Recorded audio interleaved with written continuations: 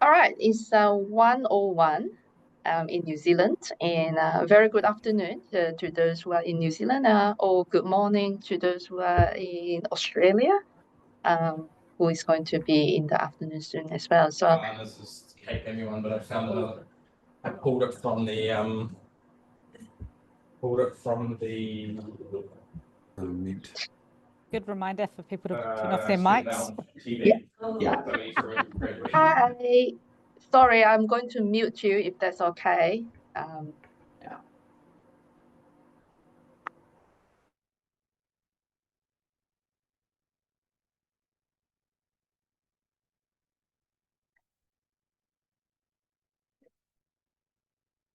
All right, let's start again. Hi, good afternoon, everyone. Welcome to this webinar, and either good morning or good afternoon, wherever you are, but it's 1 o'clock in New Zealand. So let's start with Karakia. Whaia te matauranga kia marama, kia whai take ngā mahi katoa, tu maia tu kaha aroha atu aroha mai tato ia tato katoa. So in summary, it means seek knowledge for understanding, have purpose in all that you do, stand tall, be strong, let us show respect for each other. So have a good session, everyone. So this event is organized as part of the Asia Pacific Online and Distance Education Week, in short, APODE, APODE, organized by Flexible Learning Association of New Zealand, FLANZ.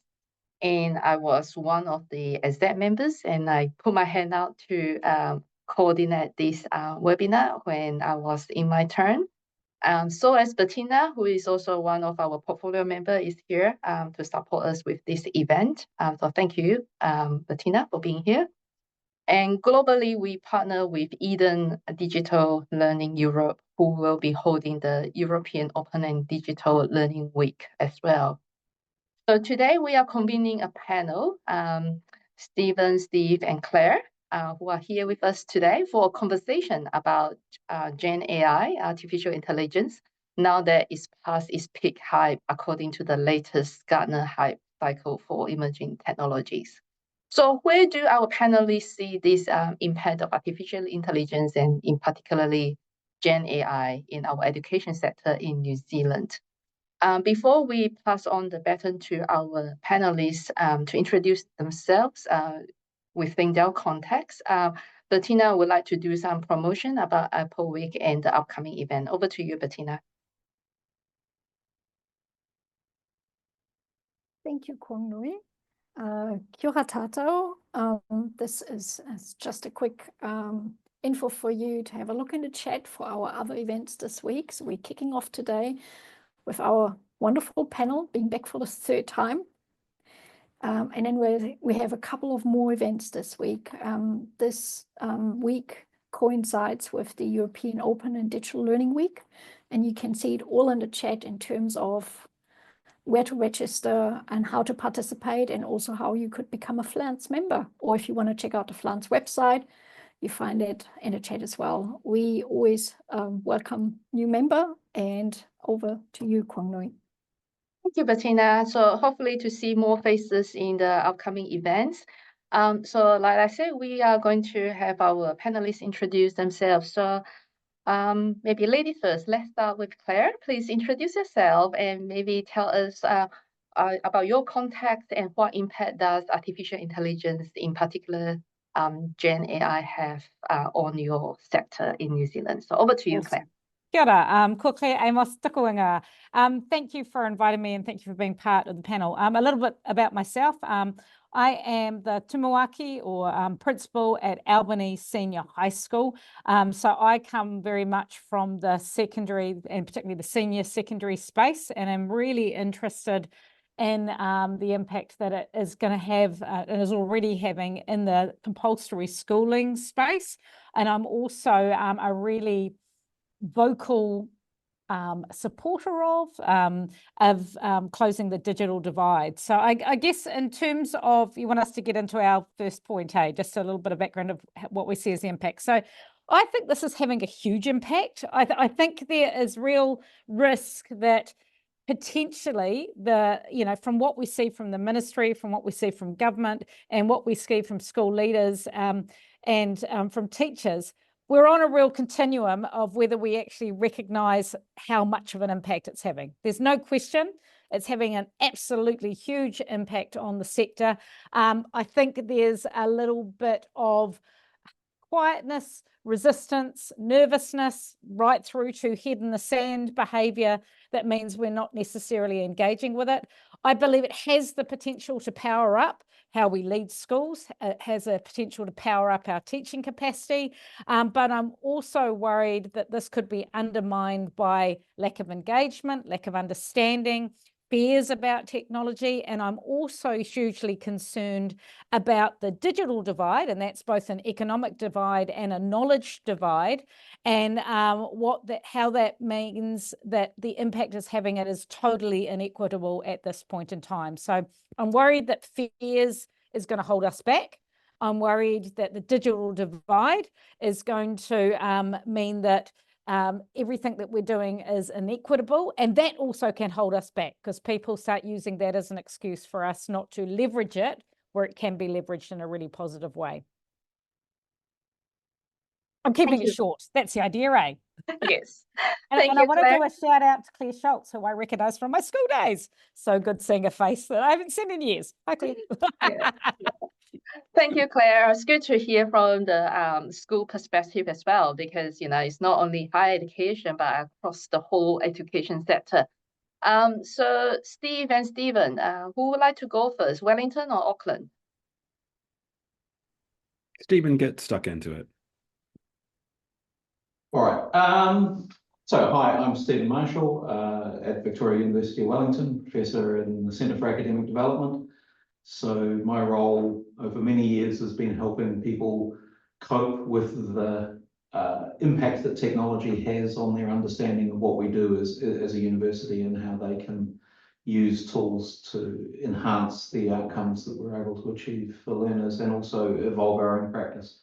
And I think the thing for me that is important to recognise is that in most cases, technology doesn't create particular experiences or responses from the sector. What it does is catalyse or speed up things that were already present, and it perhaps often brings to the foreground concerns that people may already have about how things are being experienced in the education system, and it gives a context to have those conversations. And so for me, the biggest impact that I'm seeing AI have in many respects is it's increasing the anxiety levels of many people within the university system about the state of the university, and it's challenging our confidence that our system can deliver what it needs to for New Zealanders, for society in general, and to the world. Particularly because what AI is doing is making it very difficult for us to sustain some of our historic practices that have allowed us to operate relatively efficiently and cost effectively at scale. And so the challenge for that, and picking up on Claire's point about inclusivity and equity and so forth, it's making it harder for us to do the ordinary, let alone challenge ourselves to go beyond what we've done in the past as ordinary. So there are real problems facing us in terms of our capacity to enact the level of change, given how anxious, lacking confidence, and how some of the tools that we've had in the past to make it easier for us to operate have been taken away. But I'll share some more points in a bit, but that's an introduction. Thank you, Stephen. And last but not least, Steve. Please unmute yourself. Thank you. Kia ora koutou. Make sure I got the mute turned to the right direction. Listen, I'm at the University of Auckland. I work out of the central provost office and the education office at the University of Auckland in a large learning and teaching design team. I head up the e-learning group within that team, and the focus for us is on TEL innovations and supporting staff to look for efficiencies, to adopt tools, to help empower them to do what they do, whether that's in front of postgraduate students or undergraduate students as best as possible, and effectively, in a pedagogically effective way, where that's the focus. And I think I'll echo a lot of the same sentiments that I've already heard from Claire and Stephen, but you'll notice that I'm flying a banner behind me, and this is for ACODE, which is the Australasian Council for Open and Digital Education. And in the chat, let's see if I can get this shared. I'll touch on a white paper that we just released from ACODE. And it was asking the 50 institutional members the exact same question that that we're going to talk about today. And so it is Australasian. So those 50 institutions are either New Zealand or Australia, Stephen and Victoria University. And I see Sarah Stein here from Otago. Many of the folks in New Zealand are members of ACODE, as well as a big chunk of the Australian universities. And the same issues are coming up in these sector-wide conversations across Australasia. That white paper and the link to ACODE is free. You don't need to log in to get those and find out what's going on with ACODE. I'll just talk about a bit of a summary of that white paper as part of this introduction. And within the higher education space, I think the number one concern that popped out across all institutions was the issue of academic integrity, and wrapped up into that concerns around how might we use Gen AI detection tools? Are they effective? Do they do what they say? What is the potential misuse of AI by students? And that was kind of balanced out by the absolute understanding and desire for more effective generative AI literacy, professional development, not just for staff, but also for students. And that touches at the heart of the equity issue that Claire raised and Stephen and also talked about. If for those of you that keep on top of JISC, which is a UK version of kind of FLAN's ACODE or ASCIILITE, and looks after the tertiary sector in the UK, they just released a maturity index for generative AI. And most of the institutions in Australia that responded to the survey identified themselves at step 2 within that maturity index, which really means that they didn't have any sustainable push for generative AI within their institutional structures at this point. Step 2 usually indicates that most people are experimenting, piloting, exploring, researching, but in limited or localized ways, and that the next step on that scale is fully integrated literacy programs for staff and students, and institution-wide or scalable or sustainable uses of the technology that is available to all. And some of the other things that popped out of there were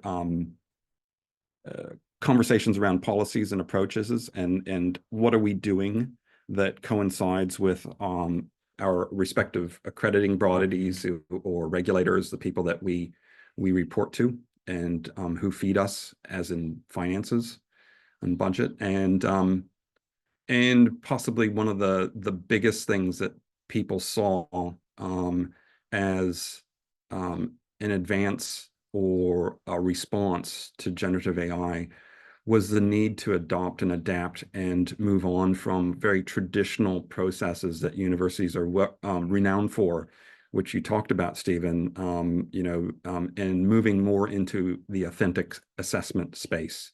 Are we actually preparing students? Are we challenging them in their learning so that we know that they're not using generative AI tools to subsidize what they submit to us? But at the same time, are we actually preparing students for the workforce that they're going into, wherever that their direction is? And authentic assessment, or the redesign of content in a course and the assessments that go with it, is a lot of time. Takes a lot of effort and time and thinking, and at a point, and that's obviously at a point where institutions are stretched or constrained in financial ways more so than ever before, and our staff, and I'm sure this is probably very similar for you at Albany Senior, our staff are still feeling the effects of COVID lockdowns and the amount of work and effort that went into remote learning and delivery at that point. And now along comes another disruptive tool to kind of not give anybody a chance to breathe, and to actually jump into this with eyes wide open, and with the feeling like they have the time and effort to address the substantial change that needs to come with the adoption of these tools. Yeah, I got plenty of notes, but the white paper talks through that, and you'll get a good sense of where you might sit within the Australasian higher ed sector if you take a look at that white paper. Just Thank to you. pick up where you ended there, Stephen, and comment that what I'm noticing is, and this is, we do this again and again with different technologies, what I'm not seeing is people recognizing that this is an opportunity to look at what they think doesn't need to change in order to ask themselves, if I was thinking about how I would do my job completely with a blank page today, with the tools and capabilities that are available to us even now, and with the expectation of what our graduates will need to do when they're finished with those tools and technologies, would I in fact be teaching what I'm currently teaching them right now? Let alone, how do I incorporate this tool into my teaching? It's like, why am I even doing this? I should be thinking very hard about what it is for my discipline, for my cohort of students, for the environment that they're working in. What is it that is needed to be effective as a graduate in this space now, and not to fall into the trap of simply seeing this as we've done with so many other tools. Like PowerPoint was simply a better overhead projector, which was simply a better way of using a chalkboard. This is we don't even need to be putting content up on the wall piece, because the content will be engaging and directly delivered by an AI personal tutor, or type level of question that I think we need to enable our colleagues to start being able to talk about. Yeah, I think it's even more interesting with this particular tool, in that in all of those other examples you presented, Stephen, you had a target that you knew wasn't going to move on you for a period of time, whereas here we're dealing with a target that is actually moving constantly.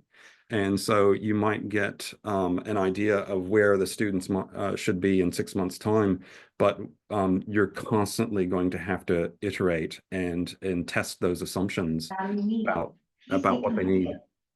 And it does really challenge the teacher or the educator's desire to be experts, and I think it's one of those technologies that the more you know you don't know. I think more than any other technology. Yeah, I think the other thing that I want, and I'll just share very quickly, just so that everyone can see what we're talking about here, rather than just talking about it indirectly. If I bring this image up, so hopefully folk are familiar with the concept of the Gartner hype cycle. And so for those that perhaps haven't seen it before, there's this concept that all innovations, in big quotes, so any new technologies, things that are being brought out, go through a process where people see something new and exciting and think, oh, we can do all sorts of things with this, it'll reinvent the world for us.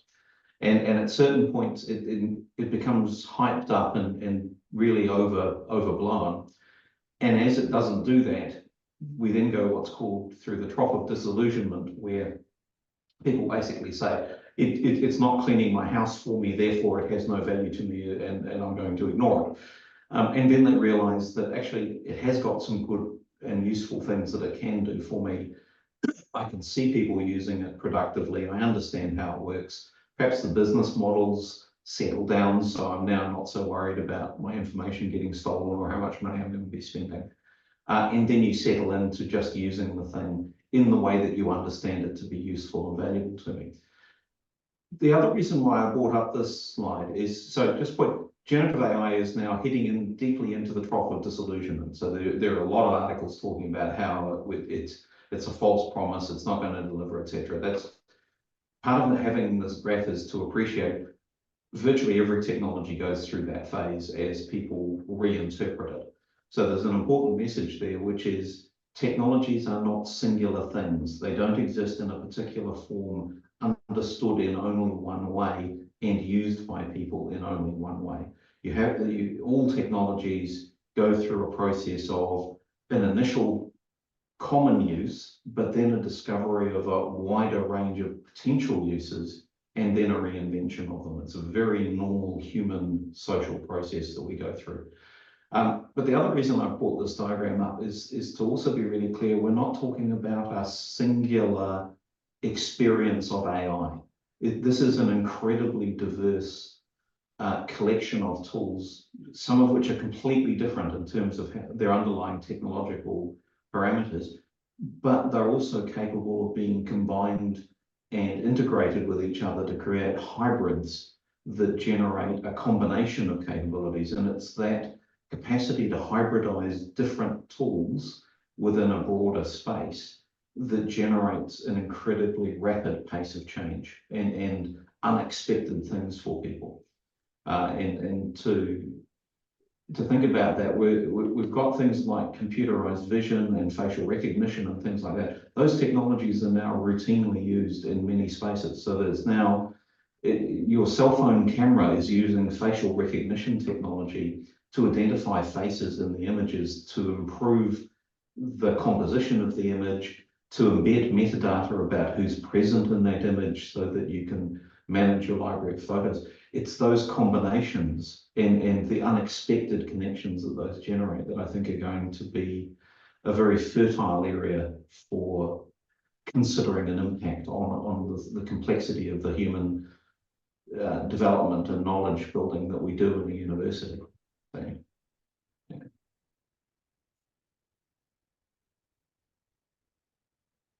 Hopefully I'm not echoing as much now, but I've moved the microphone a bit closer as well. That's good. Yeah, that's good. Thank you all for setting the scene and context in a detailed manner. Just for everyone, if you have any question or comment, please feel free to unmute yourself or put it in the chat, as this will be run in a more conversational way. So I think all our three panelists have been touching on the questions are being asked since the emergence of AI.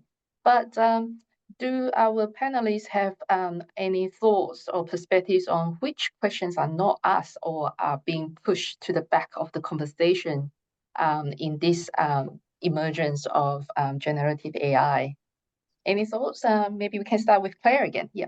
Yeah, I'm worried about the recent conversations that we've heard. Obviously, the media misrepresents things as well, but around about the return to pen and paper. And I worry that the questions more quickly asked is how can we protect how we used to do things rather than how we can actually change what and how we assess. It's a much less seemingly complex question to say like how can we turn off all the access to everything and return and be confident that they're using their pen and paper, rather than having really challenging conversations where we are actually asking ourselves, what is actually the purpose of school? Like, that's one of those big meaty questions that I think we often shy away from, because actually once you open that can of worms, it throws up a whole lot of complex answers that isn't solved by structured literacy, maths, and an attendance strategy, you know, because you're actually starting to talk about some wider purpose of schools, but also how might we change what and how we assess rather than defaulting to the past practices. And again, bundled up with that, I'll be a squeaky wheel on this one. How do we close the digital divide? Because I'm seeing that being used as an excuse to default to past practices as well. Like people start saying, oh, it's unfair because not everyone has access to those tools. Not everyone knows how to use those tools. So let's shut off everyone's access to those tools.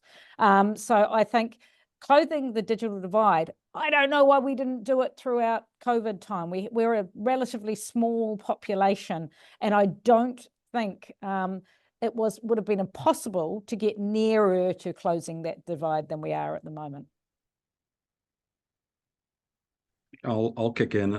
We certainly closed that divide during COVID, and that showcased that it's actually possible. So for students who identified as not having the right kind of broadband access or the computer equipment at home, you know, they were sharing one single desktop with the entire family who were all studying at the same time. We were able to, as a university, provide laptop equipment and connections. I was frustrated that it was left to institutions to do that, though. Yeah, we solved it as a school, but for leaders who lack confidence in that space or lack drive in that space, they were given permission to not close that divide. Yeah, we know it's possible because when you're talking about the percentage of students in a population that might not have a device or might share a device, you're talking single digits. And that's something that you can actually work to fix as opposed to a much larger issue, which it isn't. So it's something that's fixable.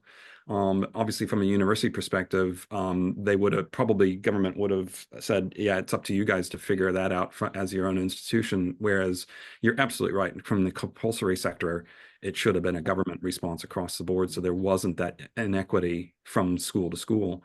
I think back to the questions being asked versus the ones that are not being asked. Yeah, clearly we're getting a lot of people asking about the cheating and the academic integrity and why don't we just go back to pen and paper and individuated exams because, you know, that's what we know and we can do that very well.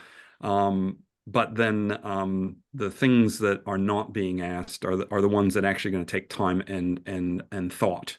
And that is around assessment redesign. What are we teaching and how are we teaching? Are we teaching the right things to prepare our students for whatever career they go towards? And they all represent time, people's time, and people feel like they don't have it right now. And so it is a difficult space to be right now with a tool as disruptive as generative AI, really challenging people to think deeply about what does this curriculum need? What should we be doing to prepare our students for wherever they go? Another question connected to sort of both of those points, a question that is not, I think, being highlighted as well as we need to, which is what are the acceptable business models to control who has access to this capability and how that access is being mediated, exploited, monetized, and developed by commercial interests. I think there are superficial solutions to some of the equity issues that involve using various freely available tools that are openly available on the internet. But of course, what that is exposing the people who use those tools to is an extremely exploitative business environment where the personal data, the behaviors, the panopticon that exposes people to is not ethically acceptable. So, and part of the challenge there is that we've become acculturated through the development of the internet to an environment where people are very accepting of a level of manipulation, of monetization, of the presence of corporate activities within information spaces that are very challenging to have present if you are trying to educate people to be critical advocates of their own communities and cultures and for them to be active participants in an effective democratic society, in our case in New Zealand.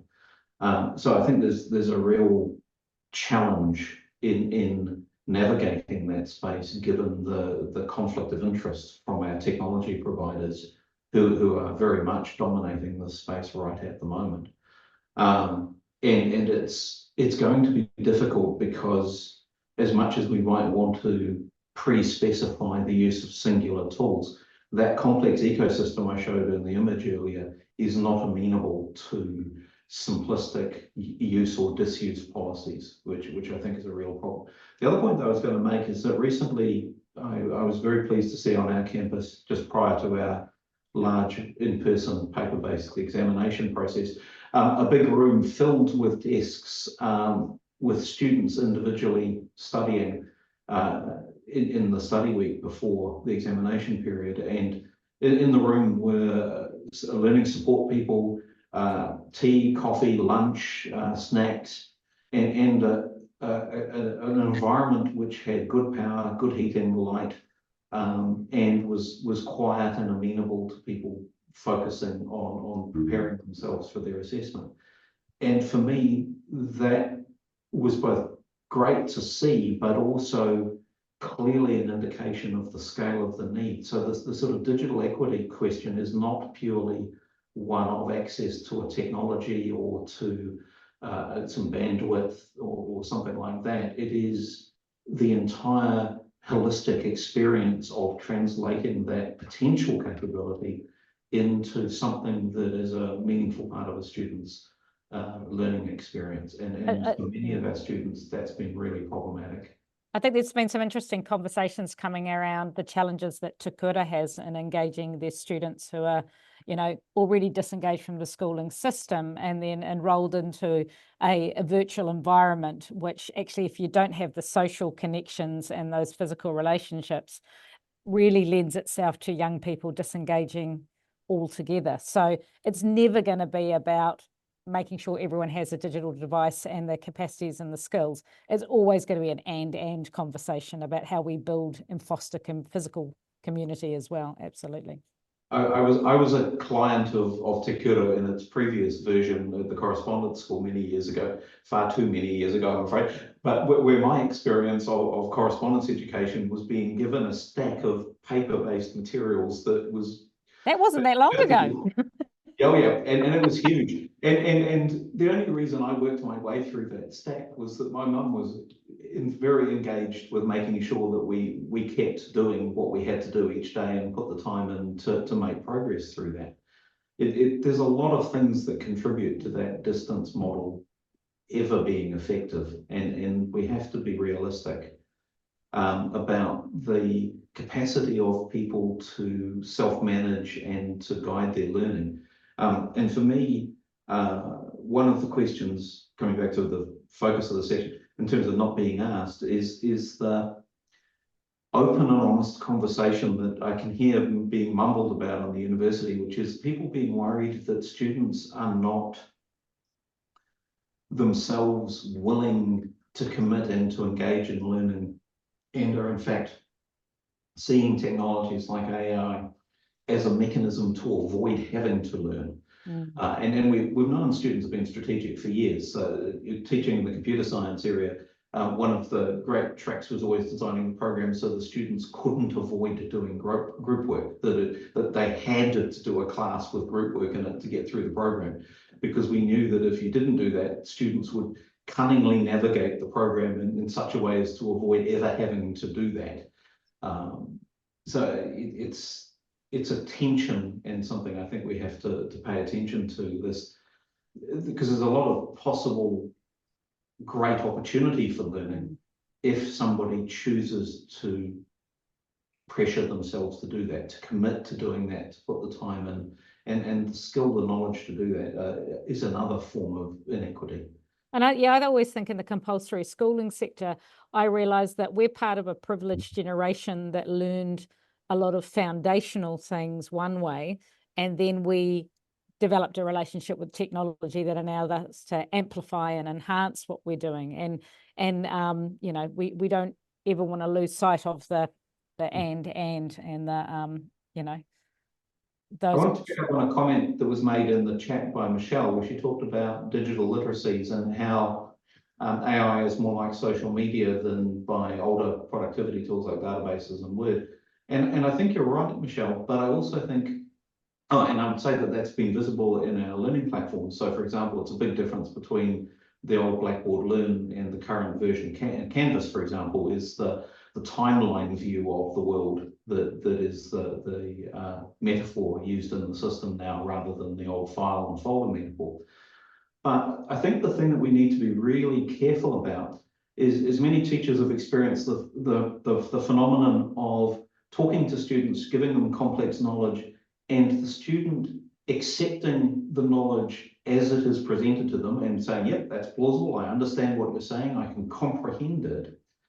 And then 10 minutes later, not being able to use it in any meaningful way because their stream of consciousness has been superficially accepting of what they are being shown, but it isn't matched with the deep cognitive structures that come from an in-depth and sustained engagement and direct application and reinforcement and re-engagement with complex subjects. And I think the challenge is going to be that natural model of just watching knowledge drift by is going to be hard to interrupt in a way that leads to the capacity to then engage with knowledge where that superficial view is not going to be sufficient to understand what's being presented and to engage with it well. Yeah, I hear what you're saying, Stephen. I think certainly from our perspective at Auckland University, we are a couple of years into a major push to get a lot of our courses to step away from a very traditional transmission delivery of content to something that's far more relational and active. It's going to take years because that is another change process that we have to support people through, train them for, and help them iterate. But absolutely right. The idea that it's no longer good enough to sit back and let knowledge pass over your head and you grab bits of it and you figure out how to do it yourself. We realize that transmission is just one small portion of a number of better ways to design and deliver and get students engaged. So we are definitely all in on active learning and relational learning within the university, but it takes a long time to push the needle towards the majority of it happening in that way. I actually think AI's arrival, when it did, has distracted us a little bit from something that I think is a much more significant impact right at this moment on both our staff and our students, which is the rise of really effective collaboration tools that allow people to engage with peers, with communities, with co-workers, and to do that either in a variety of ways, so that they can do it via visual media, or they can do it with textual media, or they can do it around content artifacts that they share and collectively can edit and work with. And I think that normalization of the idea that the thing that we work on is not a piece of paper in front of us that we hold and therefore can only share with one person one at a time, but it's a shared artifact that you bring together other people with you in real time to engage with. I think simply even being able to do that conversation with the university would have been highly challenging without all of the other distractions that particularly AI has and some of the other things going on in our environment have introduced. Yeah, you're absolutely right. And that's one of the tools that we've actually, we're very fortunate, and we've been able to bring on another license this year for a tool called Feedback Fruits, which supports group work in a very transparent, open, and obvious way. So students understand how their individual contribution matches up with the team contribution, and there's a level of fairness that comes through that transparency. A couple of years ago, if you ask students, what do you think about group work? Universally, 100%, they would say, we hate it because it's not transparent. We feel like we're either, having to bring along some freeloaders, or there's always problems and none of it's transparent and can't be handled in an effective way by the lecturers. But now we've got students in courses that have started to adopt the Feedback Fruits tool for peer reflection and feedback and group work. And the students are loving it. They love working with other students, knowing that there is a clear sense of fairness and transparency around the process of grading and assessing group work, which is lovely to see, because then it kind of it gets at what you're talking about. I mean, it's going to pick up on a comment Gabrielle's made in the chat as well about assessment in a second, because it connects to this. The capacity to use a tool like Feedback Fruits, and I'm extremely jealous you've got the budget to pay for that, by the way, because it is bringing the observability and the capacity to see people's work in real time, which is frankly at the moment the only answer that we have in the assessment space to the question, can you put your hand on your heart and say this graduate is themselves independently capable in these meaningful ways that your qualification represents? And can you guarantee that they haven't gained an illegitimate benefit of either assistance from other people or misrepresentation of their ability through access to technologies? And of course, the challenge there, and Gabriel's comment talks about this idea of using video, and a bunch of people have talked about using things like oral assessments and having conversations with students to really get in-depth understanding of a student's understanding. But so there's two major problems that I think we have to engage with as a sector in this space. The first is that there is an implication that you are making a holistic assessment of the full capability of a person, either in relation to the course or for the full program of study, in order to validate the qualification outcome. That's quite hard. And the concept that we could do that in a single opportunity to have a conversation with the student is fairly unlikely. So these things can only be used in combination with other responses to that. And the second thing is we just can't scale them up. I mean, the challenge, of course, is in any given year, our universities in New Zealand have between what's about 7,000 for Lincoln through to about 40,000 students at Auckland. If you just do the math, we're not having 40,000 one-on-one conversations. Oh, and have you seen the Copilot interview video? Like the ability for people to get AI suggested answers in real time whilst doing a digital face-to-face. I mean, that's already been, I've seen worse. blown out of there. Has demonstrated a driver level video hack that can be done where the AI takes over your video persona. So in fact, while it looks like I'm looking at the screen and paying attention, actually I'm looking off to the side and reading a newspaper, but you can't tell that because the AI is lying to you. So indeed, it's an arms race, which is driven by this concept that we're having to create somehow this response to control and to verify and to validate something which is inherently unable to be achieved. And I think the unanswered question and the question that is not being asked a lot is, when are we going to accept that some of the ways we have constructed our relationship with our student are simply not achievable in the future, and we're going to have to reconsider the connection between the experience of learning and the experience of being certified and qualified, and be much more explicit about when we're operating in each of those spaces in order to have the capacity to maintain everybody's confidence that they should invest their time well to learn well, and that they should invest their time to become qualified, and that people should value the qualifications. Could there ever be a university model where the educator knew the learner? Like, I think one advantage we've got in the compulsory sector is we can actually task the teacher with knowing the learner through multiple, interactions and our relationship with them. So, a teacher who's, we keep coming back to that as a school. Your best strategy is to know each of your learners really, really well, and then at least that's one of your best safeguards. Could there ever be a university model where they know their learners?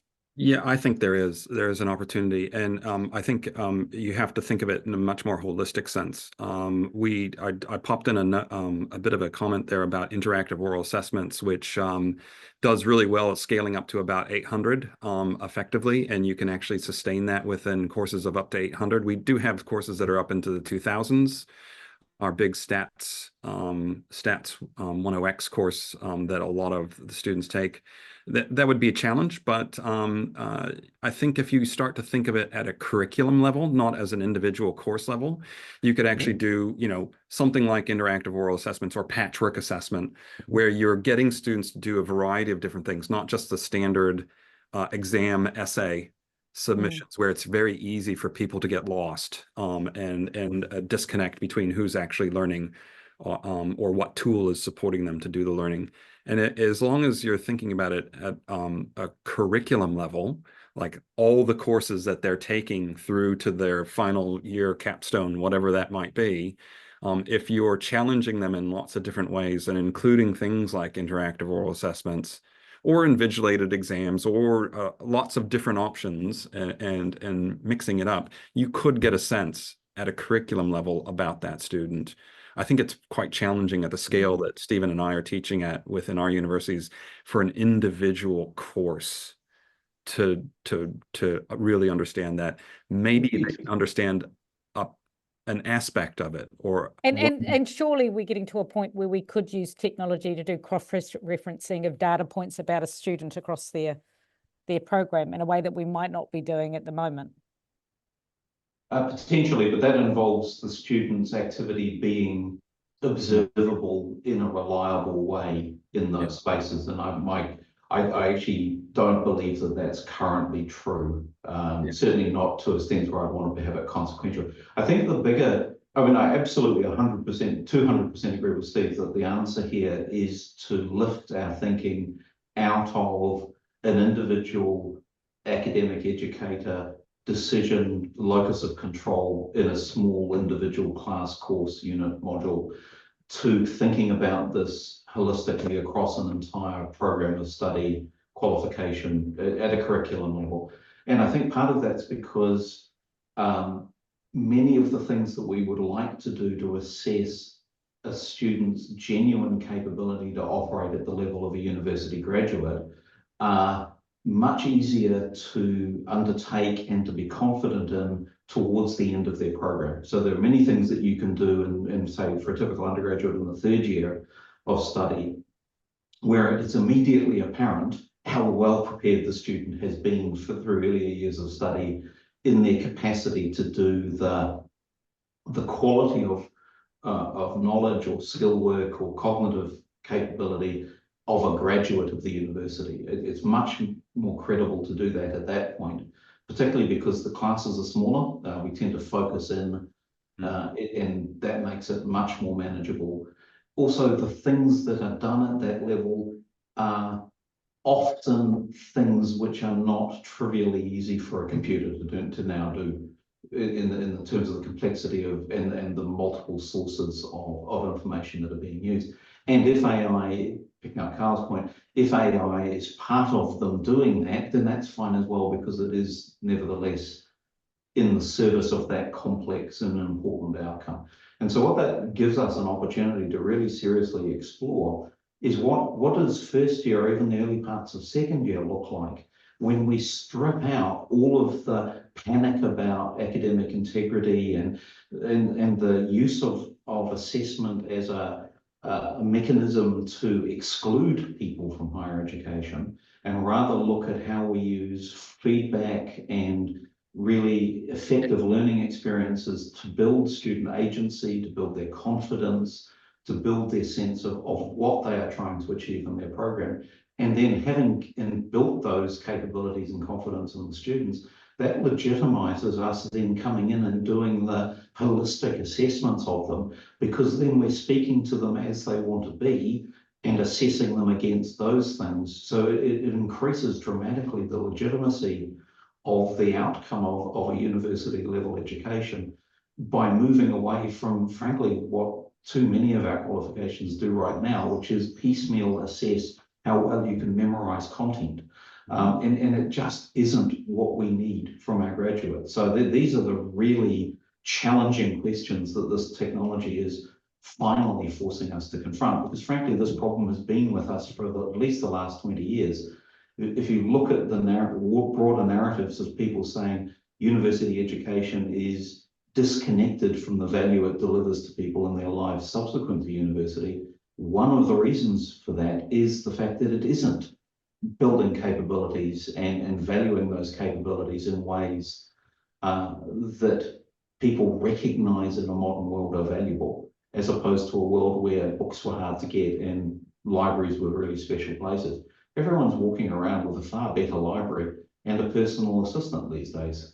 I mean, yes, it lies occasionally and makes stuff up, but it'll get better. And it'll get better faster than perhaps many of our staff will realize that it can. Cool. I'm just conscious of the time here. Time flies when great conversation is in place. So I wonder if we would like to have a wrap up by sharing your perspective on what are the opportunities and challenges moving forward in your context. Shall we start with Steve? Sure. Listen, I think like a lot of universities, University of Auckland for the last 18 months has been in a very conservative, reactive space around generative AI. We've been thinking about how this will change existing traditional processes, worrying about and reacting to all sorts of negative potentials. And to this point, hasn't been a lot of focus or top level kind of consideration about the opportunities. And unfortunately, within the last month, our university council has approved a new stance for the university where we're going to be all in. And that's to maximize its potential for learning and teaching, productivity, processes, all sorts of things. I think there's lots of spaces where Gen AI can actually subsidize and create efficiencies even outside the classroom where the student and teacher are the primary mode of connection. And you know, for that to happen, clearly we're going to have to find money in a constrained environment right now.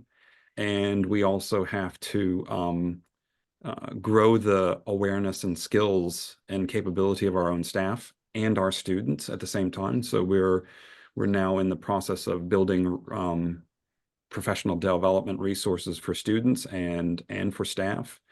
And so we're at the start of the process of looking forward as opposed to the reaction or the reactive conservative space we've been in for a while. Yes, the two will mix and intermingle for quite a while of time, because there's a lot of people that work at the University of Auckland and not are all on the same page at the same time. But at least there is a clear institutional direction where we're going to be leveraging the tools for the opportunities that it provides. At the same time, we're clearly cognizant that these tools in the hands of anyone without the right kind of literacy or professional development can be used for all sorts of reasons and purposes that we don't want them to do within a university environment. Thank you, Steve. And Claire, how about schools? So I think there's some really clear opportunities. I think we're already exploring ways that can power up teaching practice. We're already interested in how it can address workload issues, how we can use it to power up universal design for learning and responsive assessment practices, and design more exclusive teaching and learning. So we're really proactively trying to support teachers to think about how it can be used in a really positive way. But of course, we are also really cognizant of the challenges. I have really big questions that I don't even feel qualified to explore around Māori sovereignty for issue and te reo and tikanga and how that's being impacted by this. Issues around the digital divide, issues around ethics, issues around privacy, data sovereignty, security, bias. I mean, we're doing what we can to proactively adopt it and to proactively teach our students about it. Like one of the things I've said is that we support and encourage teachers to use it. We're going to support them, but we also support and encourage our students to use it critically, effectively, and sparingly. And the sparingly thing is really important for us, for students to recognize that there's absolutely a place for it to be really effective for them, but to have really open conversations about when it might not be an appropriate time for them to use it. We would never assume that just because we tell them don't use it, they're not going to use it. You know, we need to be realistic about that. So you need to have that critical discourse about what they might be losing by using it, the cost to them actually, and the cost to their learning, rather than it just being about cheating and authenticity. It's about actually, what are you losing when you take this shortcut? Whereas there's other times where that shortcut might be really powerful. Oh, thanks, Claire. And lastly, Stephen. Yeah, I think one of the great one of the challenges and the things that I think will help the university respond to AI in ways that are consistent with the DNA of the university, particularly, is that I think one of the great challenges facing everyone, and this is true throughout academia and scholarly communities as it is in the public sector space and in all our communities, is the challenge that we now face in understanding and interrogating the veracity of what we're experiencing. Who is it coming from? Is it being misrepresented? Is it honest and open in terms of what it's trying to achieve? Is it trying to manipulate people or to misrepresent or to obtain some illegitimate thing? The capacity to operate in a world which has become astonishingly divided and quite hostile in how it intersects with people now. And then I was saying to people in the past, I could quite confidently go into the library and pick up a book on a subject off the shelf and be confident that book would contain useful and productive information for me. It might contain falsehoods and things, but at least it was representing itself as itself. These days, the equivalent of that is to go into a space where you almost feel at risk of being physically attacked by the books, some sort of Hogwarts demonic monster book, and this capacity to interrogate the world around you, to use a variety of tools to understand what is being argued, what information is being used, how it's being manipulated and represented. I think we are going to have to spend a lot of time helping people how to operate in those spaces in order for them to be critical thinkers, to be effective in using these tools in ways that are beneficial and not in ways that lead to them and their communities and others being exploited or manipulated in ways that are unhelpful. I think that to me remains now one of our great challenges. And I think intellectually it's something that universities are well disposed to think about in that regard, because we do spend an awful lot of time arguing about truth. Yeah. Thank you. What a great corero to start our Apple Week. Thanks again to Claire, Steve, and Stephen for your time and contribution in today's discussion. And thank you also to all the audience who are actively engaged in this conversation. Let's do a closing karakia. Kia whakai ria te tapu, kia wā te ai te ara, kia turuki whakataha ai. Kia turuki whakataha ai, hauime huie taikie. Restrictions are moved aside, so the pathways is clear to return to everyday activities. Thanks again for joining us today. Look forward to seeing you in the rest of the Upper Week. On behalf of Blunt, thanks again, everyone. Thanks, everyone. Thank you. Kia ora, thank you.